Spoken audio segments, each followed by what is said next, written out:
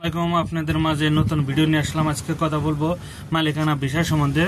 মালদ্বীপের অনেক ভাই জিজ্ঞেস করে যে ভাই মালদ্বীপ মালিকানা ভিসা আছে নাকি, মালিকানা ভিসায় যাবো, তো মালিকানা ভিসার কি কি কাজ সেই বিষয়ে কথা বলবো। মালিকানায় দেখা যায় যে অনেক মালদ্বীপ রুম আছে, কি মালিক বাসা আছে, বাসায় দেখা যায় যে একজন লোক নাগে বাজার সাজার করার জন্য, কি বাড়ি পহরা দেওয়ার জন্য, দেখা যায় বাড়ি পরিষ্কার করার জন্য, এইগুলা কাজও থাকে মালিকানা বিষয়। আবার কত দেখা যায় যে সবজি টবজি বনে সেই বিষয় আছে, যে ওইভাবেও কাজ করে মালিকানা।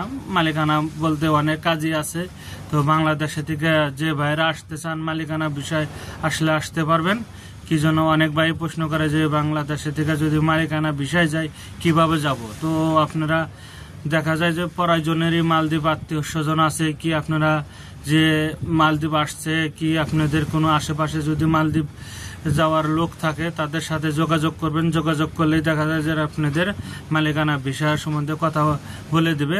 কি আপনারা যদি তাও না হয় ঢাকা অফিসে যোগাযোগ করবেন, সবসময় ভিসা পাবেন। কিন্তু ভিসা পাওয়ার আগে দেখা যায় মালিকানা বিষয়ে বেশিরভাগই আপনজন থাকলে ভালো হয়। কি জন্য যে কোনো কোম্পানি মালিকের ভিসা দিলে দেখা যায় ওই মালিকটা কেমন, ভালো না মন্দ, সেই জন্য আমি বলতেছি যে এই মালিকানা বিষয়ে যারা আসতে চান আপনজনের কাছে থেকে ভিসাটা নিলে সব থেকে ভালো হবে। কি জন্য দেখা যায় যে আপনার ওই আপনজনে জানে যে ওই মালিকটা কেমন, কি সমাচার, তার ব্যবহার কেমন, ডেইলি মাসে মাসে বেতন দেবে কিনা, তো সেই ভালো বুঝবে, কি তার কাছে থেকে ভিসাটা নিলে ভালো হবে।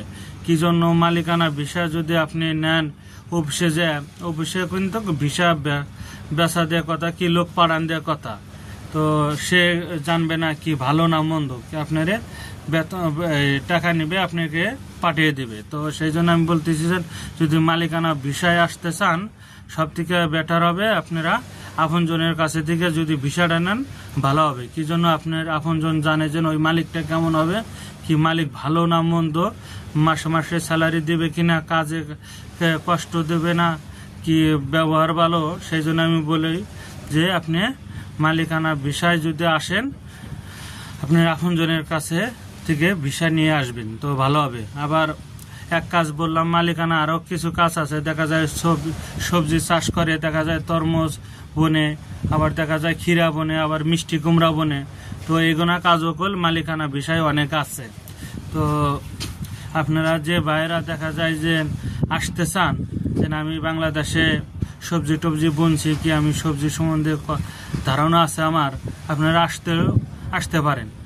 অনেক ভাই যে ভাই এনে কাজে গেলে বেতন কত হবে, ভাই এনে কাজে বেতন ভালো হবে।